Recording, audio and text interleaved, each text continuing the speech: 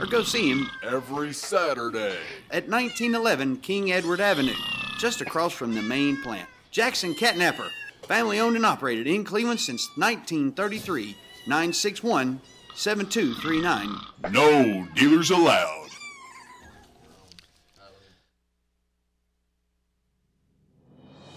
From Hong Kong. You're listening to Backfire with Steve Hickson on Woo FM. Call 423-614-5553 to join in on the conversation. Now, back to Backfire. All right. President Obama made a decision that recreational marijuana should not be a top federal priority. He is working. Now then, let's get into Hillary Clinton. I mean, bless her heart, she's got a concussion, and now she can't testify. Yeah, that's just such a terrible coincidence. I mean, there's something just kind of smelly about that excuse. I mean, Franklin, have you ever had a concussion? Fortunately not. Well, I've had several. Now, the real question, have you ever fell? Yes. Have you ever fell? How many people fall and have a concussion from a simple fall? Well, I'm sure not everyone has a concussion from a simple fall, but I remember one time playing football over at Arnold Field. I was knocked out and didn't even realize I was still practicing until I woke up in the shower. But anyway, you know, you get through it and you move on. I mean, there's just something there's just something a little stinky about this. Now, hold on a minute. That she suddenly can't testify. Now, hold on just a minute. First of all, before we go into cover-up land, the report of the independent investigation on Benghazi was released yesterday. It's been all over the news. Mm-hmm. All right. Made some very specific criticisms. Most of which actually were directed to the State Department. The statement released by Hillary Clinton yesterday was that she accepted all of the recommendations without comment. And it very specifically laid out what the problems were with the security there and what they stemmed from. And this was an independent report. It's not done by the administration, not done by the Republicans.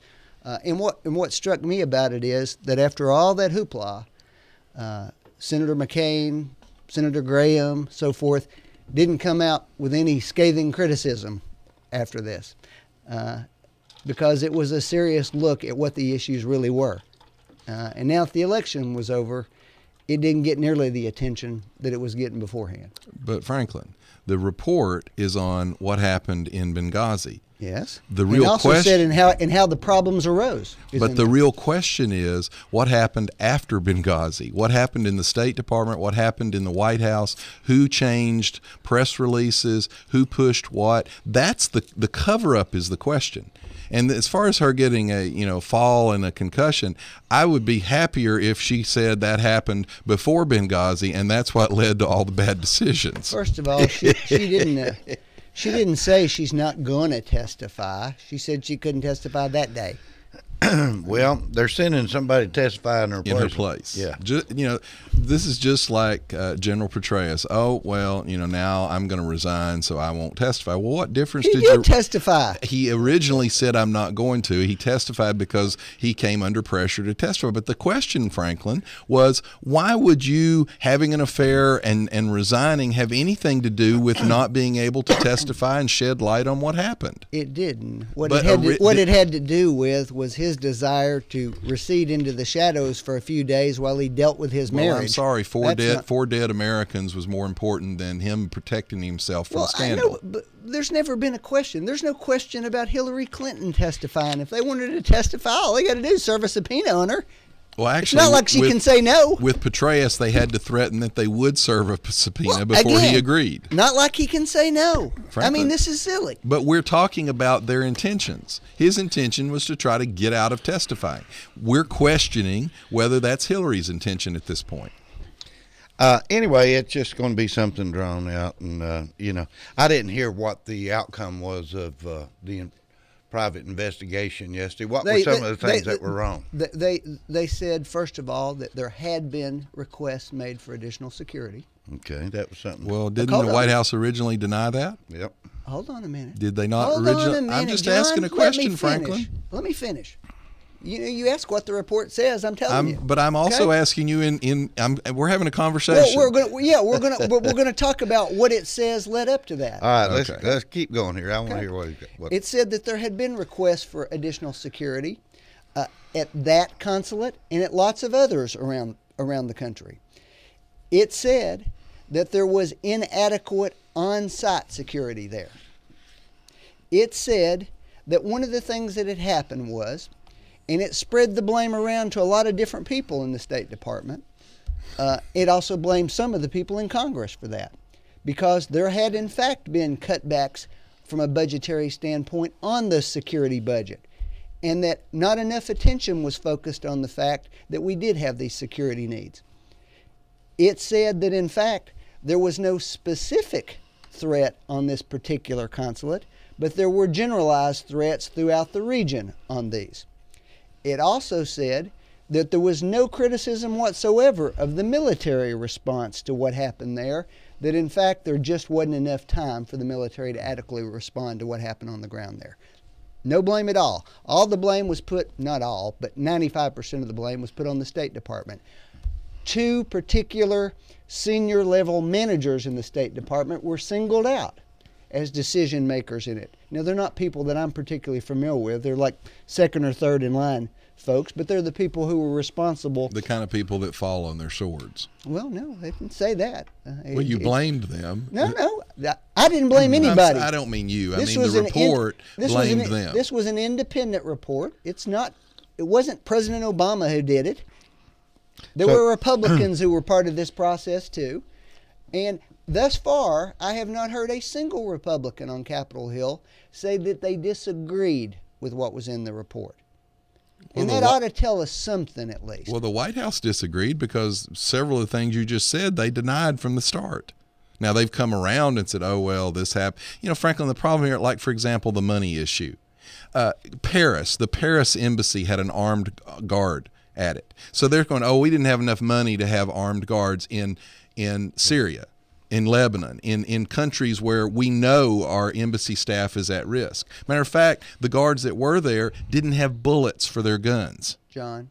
Are you telling me John, now? Wait a minute. Homeland Security ordered 450 million rounds of ammo last year. They didn't have any bullets to give the guys in Arab countries that are in turmoil.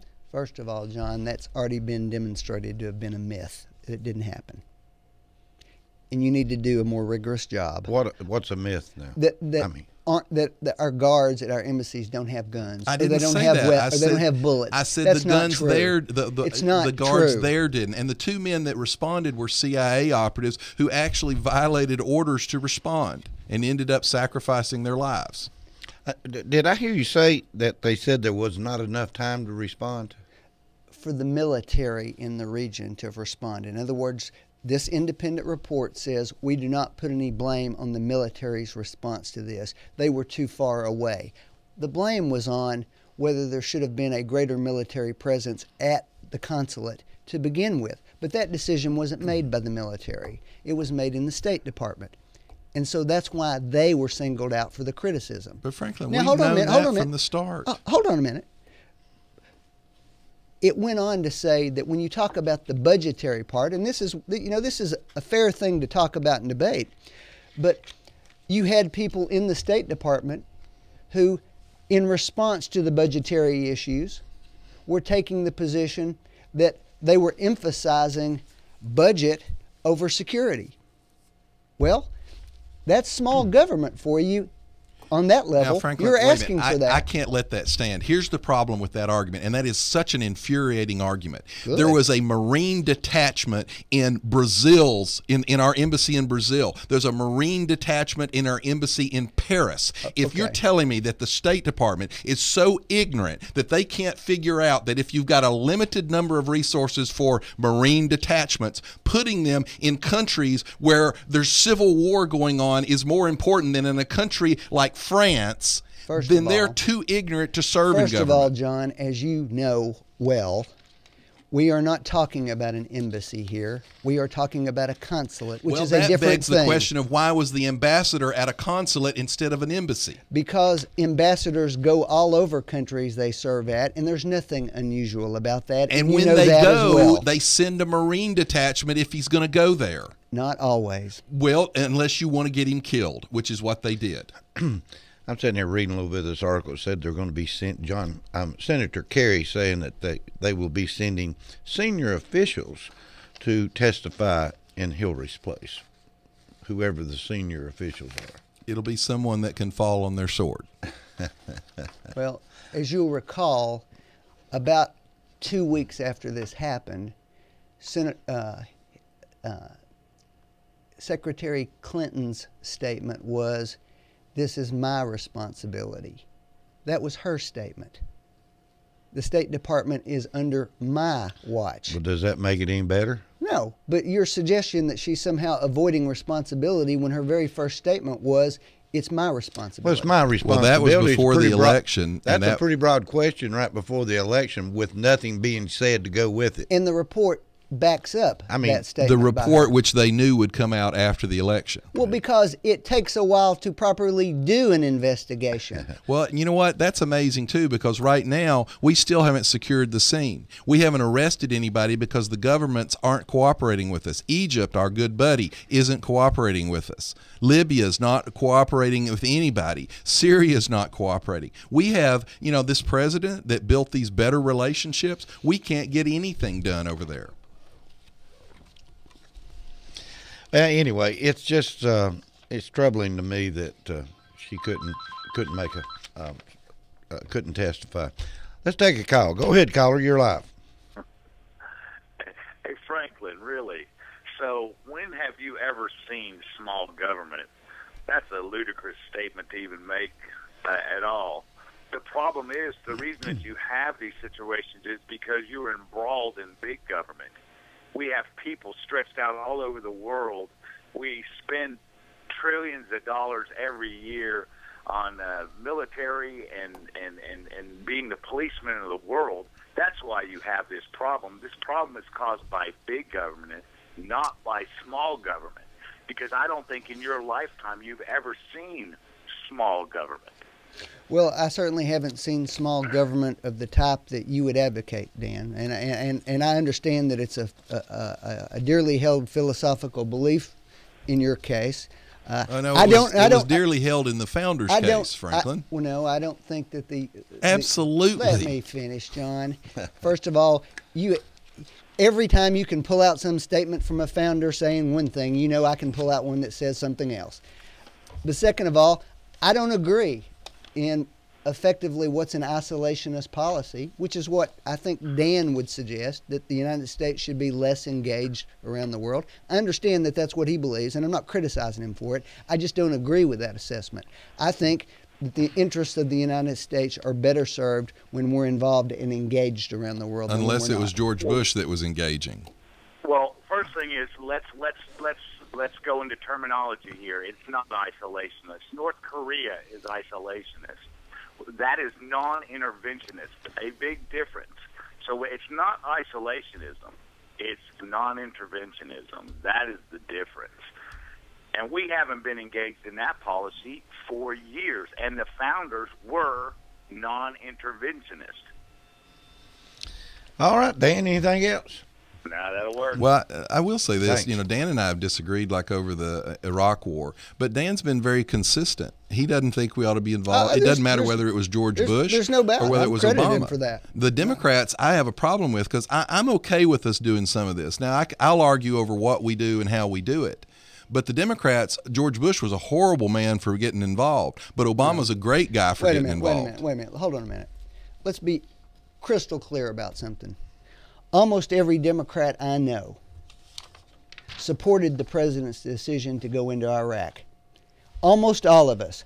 Hold on a minute. Until the election rolled around. No, not until the election rolled around.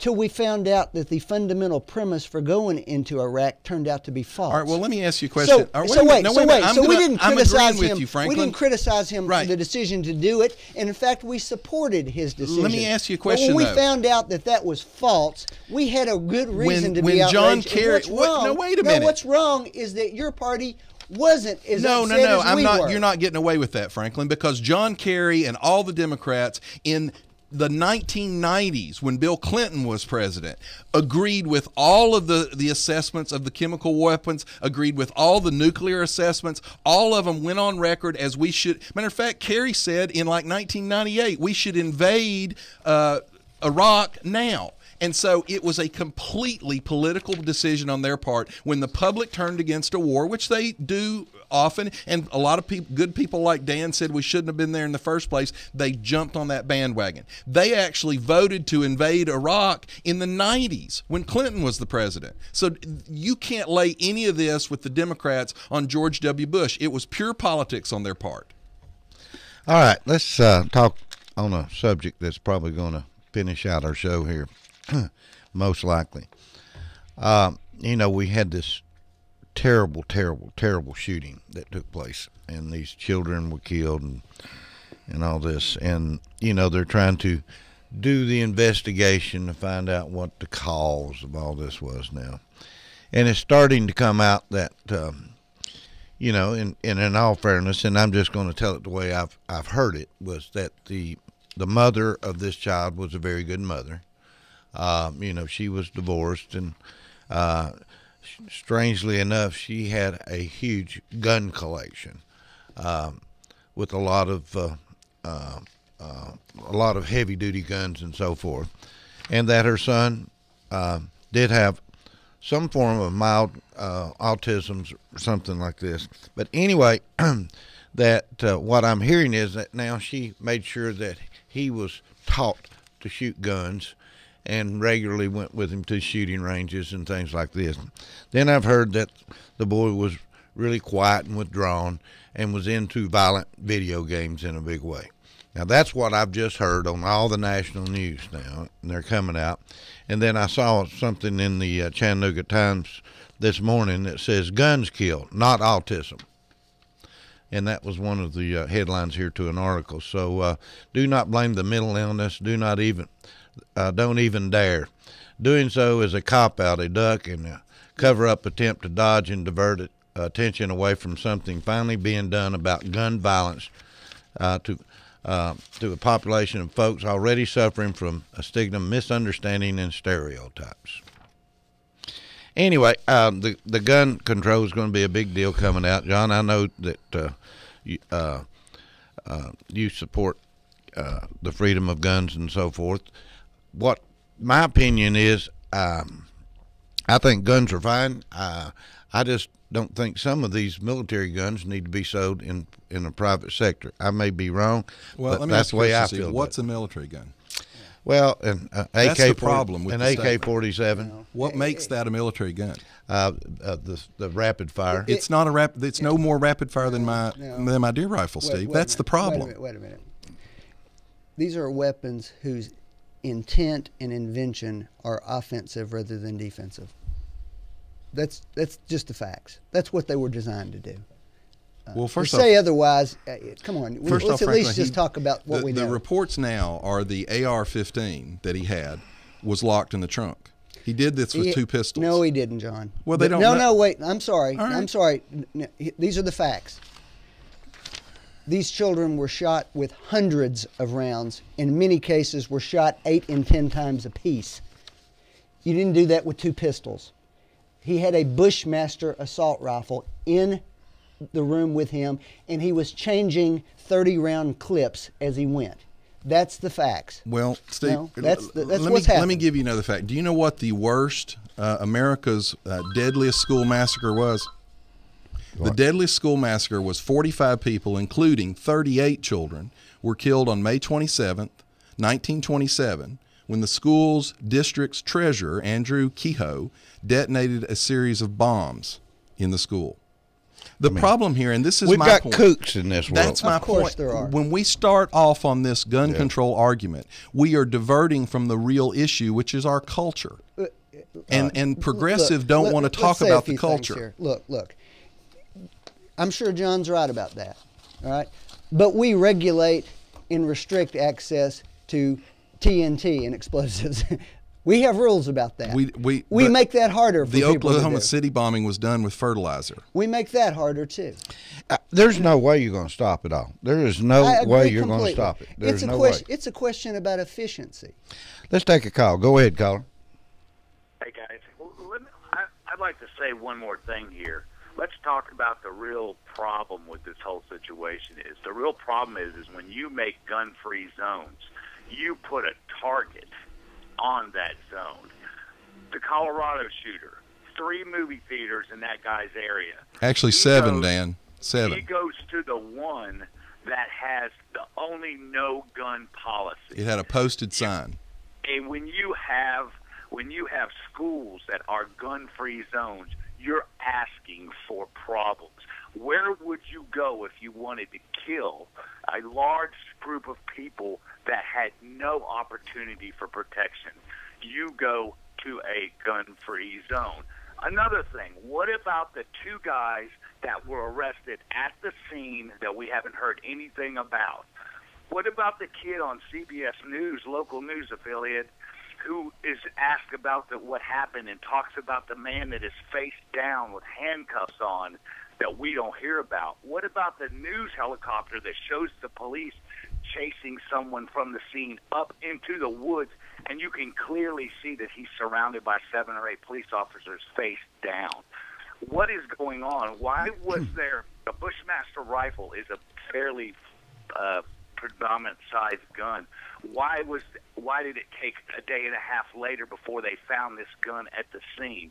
Why was it first told us that they were shot by pistols, and then all of a sudden the coroner comes out and said all the wounds were caused by long rifle bullets, and then all of a sudden we get this report that they found the Bushmaster rifle?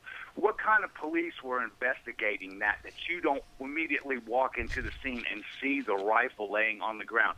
Why has this thing evolved and changed constantly? What is going on? That is the most incompetent sounding police investigation and news investigation I have ever heard. This is a sham. Well, what? This is an absolute sham. Well, Dan, let me ask you something. I haven't been keeping up with the news. I'll be honest with you. I've been traveling, doing things, and been busy.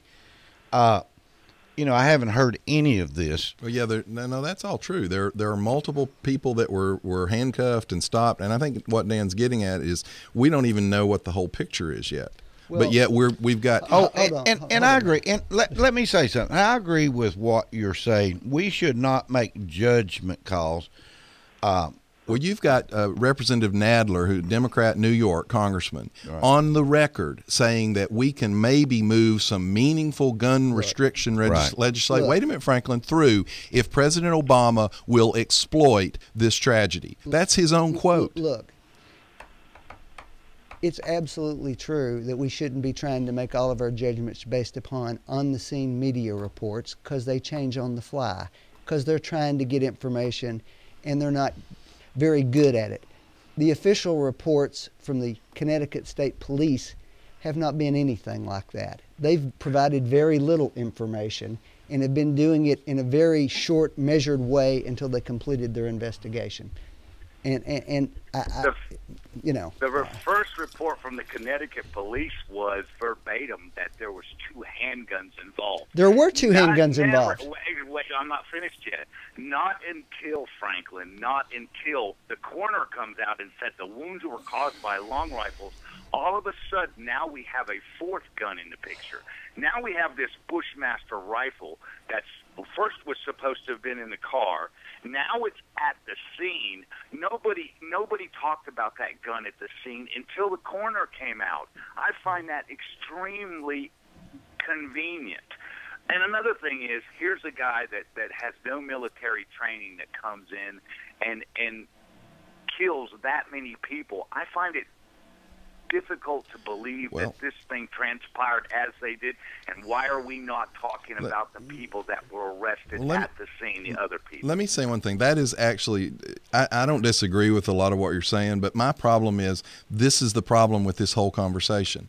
We need to be talking about mental health in this country. We need to be talking about the culture of violence, the culture of a lack of respect for human life. That's the conversation we need to have. The progressives don't want to have that conversation. So if we can get diverted off into these arguments over guns and gun rights, we don't discuss the real issue. Everybody I have heard talk about this has talked about the need to incorporate But mental health nobody into has the said anything discussion. about passing laws except gun control laws. That's the problem, Franklin. And when you've got someone like Nadler saying that we need to exploit this so we can get our gun control laws passed. I don't know about Representative Nadler, but I do he's know. one of the ranking Democrats in Congress. But I do know lots of Republicans who I've had these conversations with in the last week, who themselves have concerns about some of the types of weapons that are readily available, and the idea that, look, we have the Constitution guarantees freedom of speech. The ACLU wants an extreme version of that out there, and you think they're crazy for that. Now, hold on.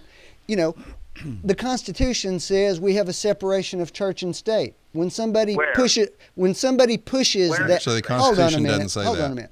When somebody pushes that notion of that's what we're talking about, you think they're extremist. In this particular case, why is it that the Second Amendment is the one amendment that we can't talk about reason about? Nobody wants to take guns out of people's home. Nobody wants to take away their ability to defend themselves. Well, actually, they do. Bloomberg said that if you owned, at one point, you owned a gun, you should be arrested.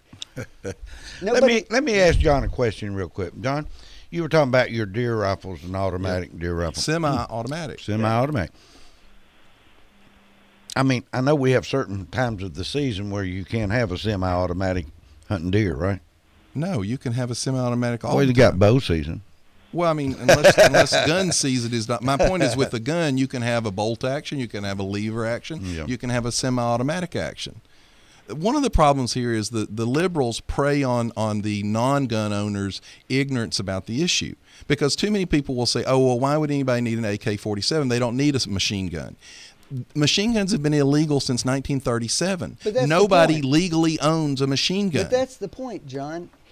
That's a restriction on firearms. But you're missing my point, Franklin. That the whole fact that people think the reason these things happen is because machine guns are available when they're not actually available. It's not that.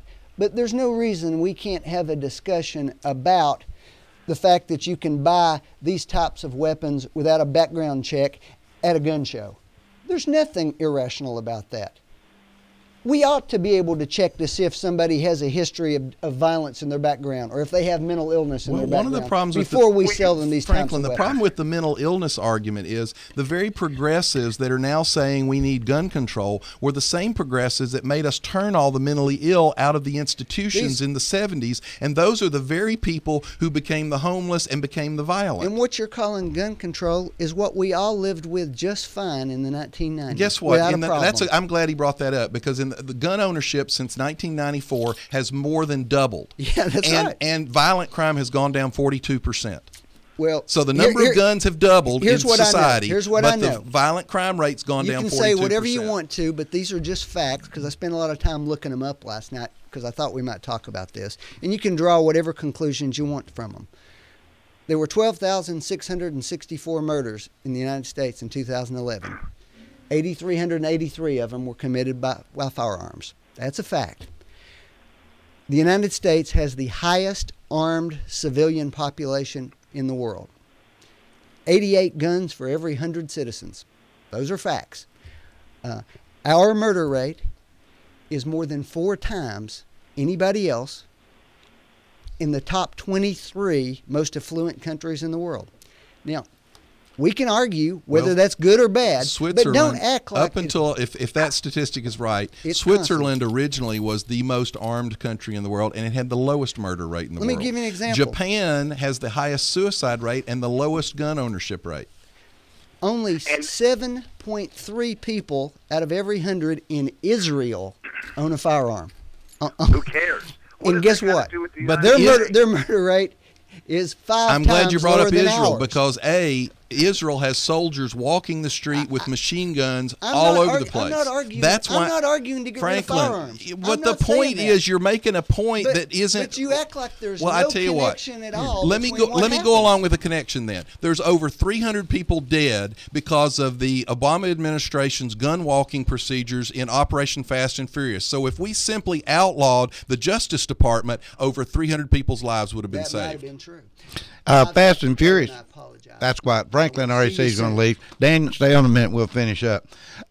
Fast and Furious, the family of one of the agents that was guarding the border, it's my understanding they've now Filed a lawsuit. But see, the problem is we focus on him, and there may actually be another agent that was killed as well. What we don't focus on is over 300 people in Mexico have been killed with the guns that our government actually sold and allowed to sell. All right. Well, let me say one thing. Dan, you still there? He's out. Let me get back to something. We've got to talk about the culture, and nobody wants to talk about that. But and you all might want to look for this. There's an essay by a woman named Lisa Long, and she talks about the difficulties she's had with raising her mentally ill son, who is brilliant apparently, but he's prone to occasional fits of rage and violence. And this is what she wrote, and it's very chilling and kind of touching at the same time. She said, "I am sharing this story because I am Adam Lanza's mother," she wrote. "I am Dylan Klebold and Eric Harris's mother. I am James Holmes' mother. I am Jared Lautner's mother. I am Sung Hu Cho's mother. And these boys and their mothers need help. In the wake of another horrific national tragedy, it's easy to talk about guns, but it's time to talk about mental illness.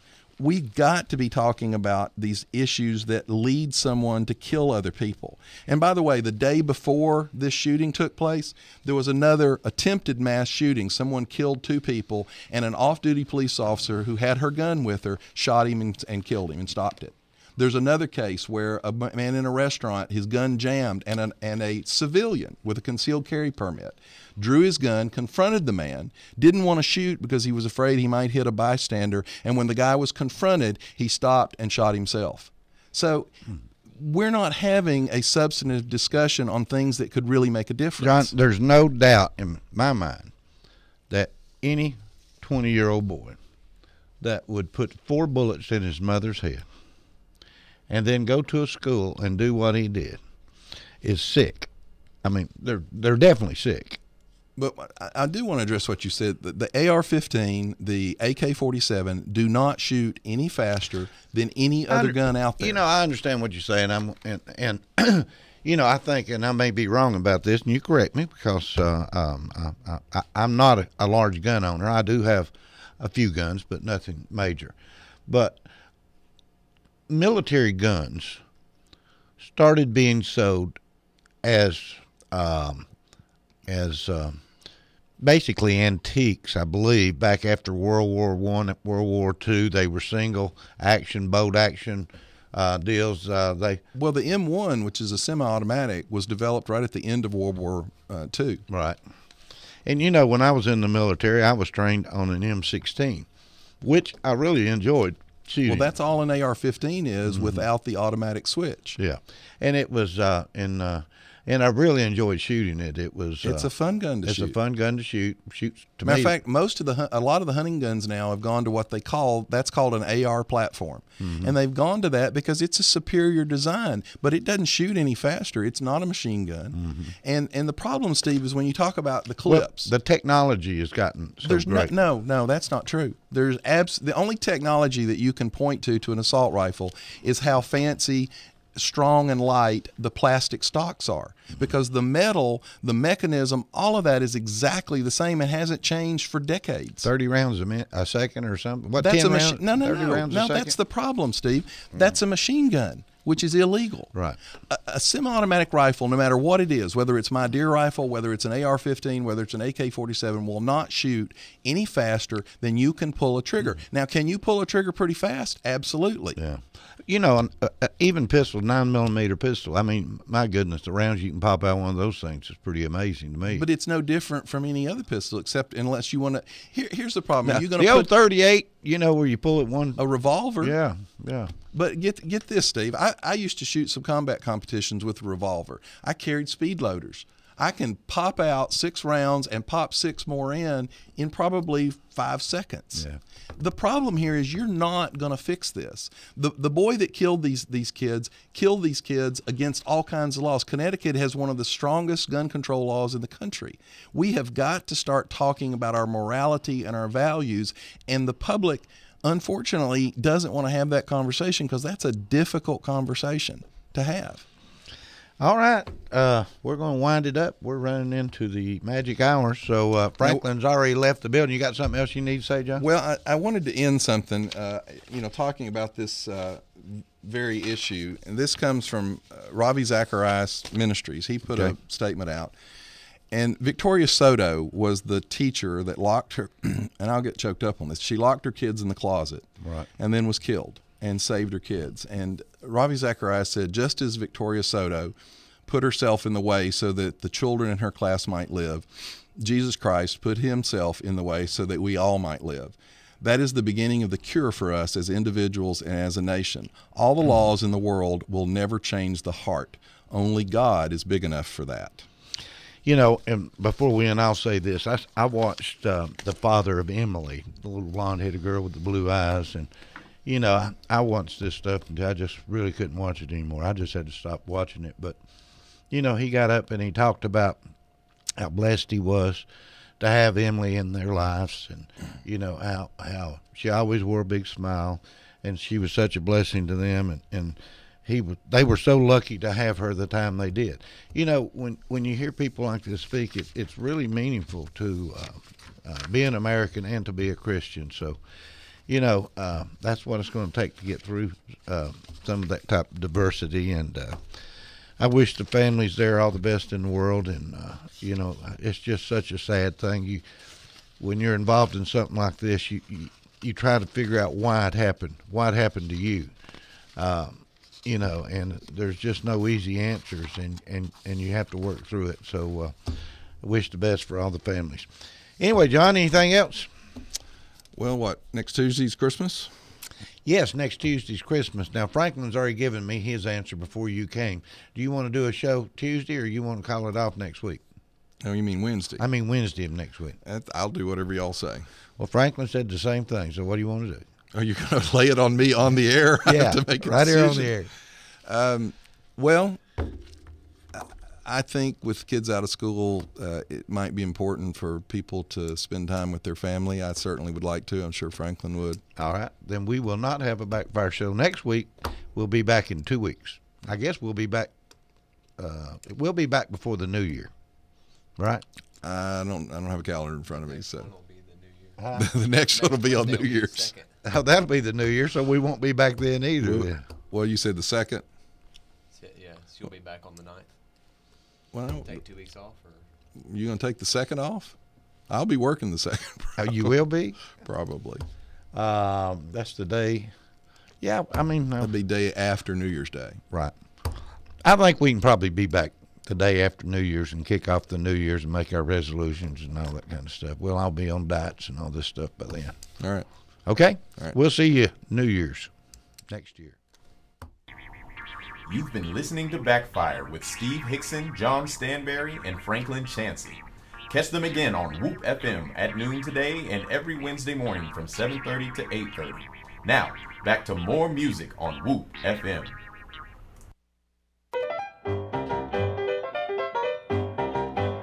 You gotta climb, scale a mountain,